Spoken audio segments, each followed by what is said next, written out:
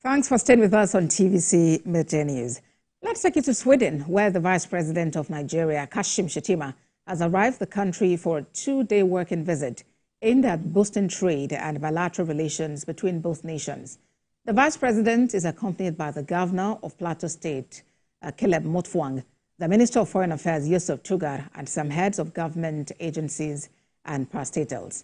In a statement signed by the VP spokesman, Stanley Nkocha, he revealed that the visit, which is at the order of President Bola Tinubu, will see the Vice President engage in high-level talks with key government officials, and he will meet with Crown Princess Victoria of Sweden and the Swedish Prime Minister.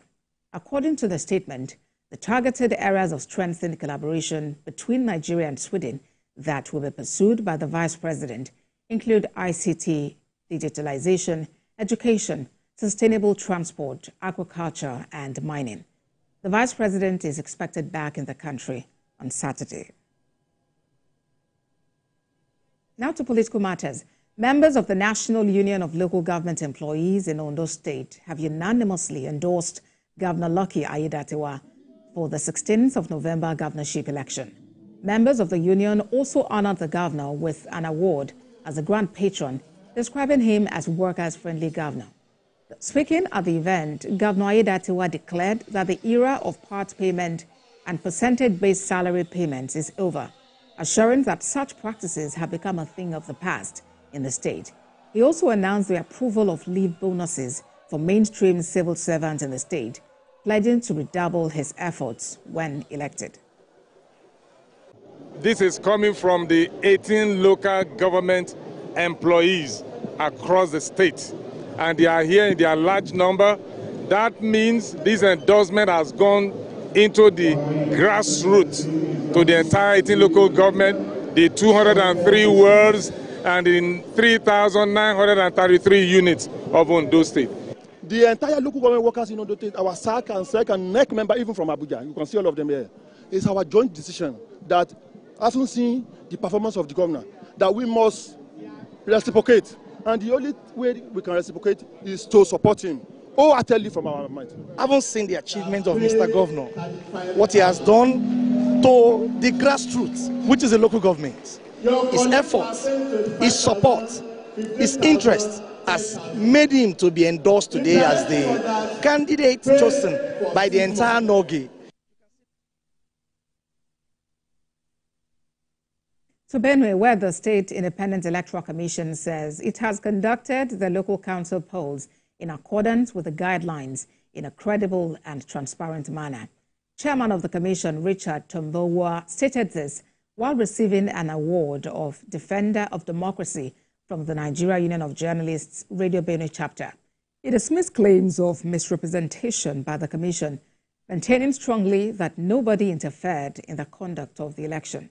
Recall that local government election was held on the 5th of October 2024, with the APC winning all 23 local government chairmanship and 276 councillorship positions. The State Independent Electoral Commission, as the name implies, is independent. And as I assume officially, I'm telling you before that nobody has interfered in our processes. Nobody has interfered in our processes. So I thank the AUJ, Benue State Chapel, so much for this honor. Before, we did not know that some people were monitoring us. And now we have seen that some people have come forward to appreciate and thank, and also give us an award for doing an excellent job. On this day, authoritatively, we pass vote of confidence on you for living far above board in conducting an election that is modeled for other emerging democracies to emulate. It is on this same note that we confirm the highest award of the Defender of Democracy in our generation on you, the Chairman, Benue State Independent Electoral Commission, on this day. And spokesman of the Coalition of Opposition Lawmakers, Ikenga Gochinyere, has condemned the declaration of the seats of the sitting members of the Rivers State Assembly vacant. He also criticized the decision by the Martin Amewule-led sacked lawmakers for for asking the governor of Rivers State, Siminala Ifubara, to represent the 2024 budget to the Assembly as unconstitutional and attempt to undermine democracy and the rule of law. Mr. Gochinyere said Mr. Mewule and 24 other pro-Wike lawmakers remain sacked and lacks the legitimacy to function as lawmakers for the states. As long as you left the political party upon which you were elected, at a time there was no division, and upon that, the remaining members of the House of Assembly assumed control as required by the Constitution, you cease to be a lawmaker that very moment. You wanted to go to APC, so they will give you federal might, and then you now come and remove a man who did not do anything. When it did not work, you now say, I'm a PDP member, we never left, so you can get judicial pronouncement to make that stupid attempt again. And then you want him to come and present budget before you, when you are not a lawmaker, when you have left the place where you were elected at the time there was no division, and your seat have been declared vacant. You have lost the legal, constitutional, and moral legitimacy. Let's turn attention to Delta, where the state government has commenced the implementation of the 70,000 naira minimum wage to the over 50,000 workforce. Secretary to the Delta State Government, Kingsley Emo, during a joint negotiating council meeting with the labor leaders in the state, said Governor Sheriff Oborewori is eager to ameliorate the suffering of the workers who have been burdened by the current economic challenges. They added that the governor has directed head of the service, State Accountant General and Commissioner for Finance to ensure all workers receive the new salary by the end of October.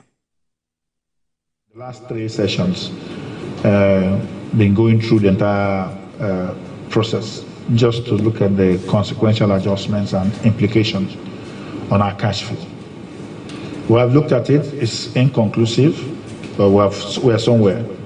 And His Excellency has directed that effective immediately we should start making payments from this October. National Salaries, Income and Wages Commission released the chart and consequential adjustment.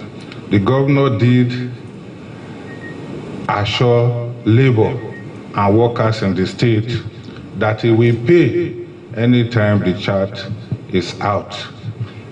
Some people thought he was making a political statement, but today he has proved that his promise was not just a political statement. Away from that, Governor of Kebbi State, Nasir Idris, has flagged off the construction of a 6.4-kilometer dual-carriage Ararago Road project. He assures that funding for the project has been secured, with 40% of the total cost already approved. The governor, while announcing the commencement of renovation of the Ararago General Hospital, emphasized his commitment to ensuring high-quality work and promised additional road projects across Ararago community. The Emir of Ararago, Samaila Amira, expressed gratitude for the project and highlighted the governor's contributions to education and flood victim rehabilitation in the Ararago Emirate. Your Highness, today we are going to witness the flag off of this very important road. And the contract sum of this road has already been mentioned by the Honorable Commissioner of Works.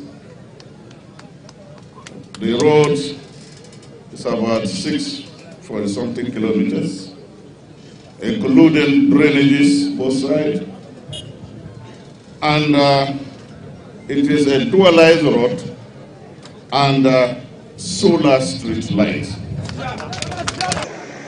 Construction of Alpha concrete surfacing dual carriageway with total length of 6.4 kilometer length. Outside Nigeria, the United States says it is monitoring Israel's actions in northern Gaza to ensure it is not pursuing a policy of starvation.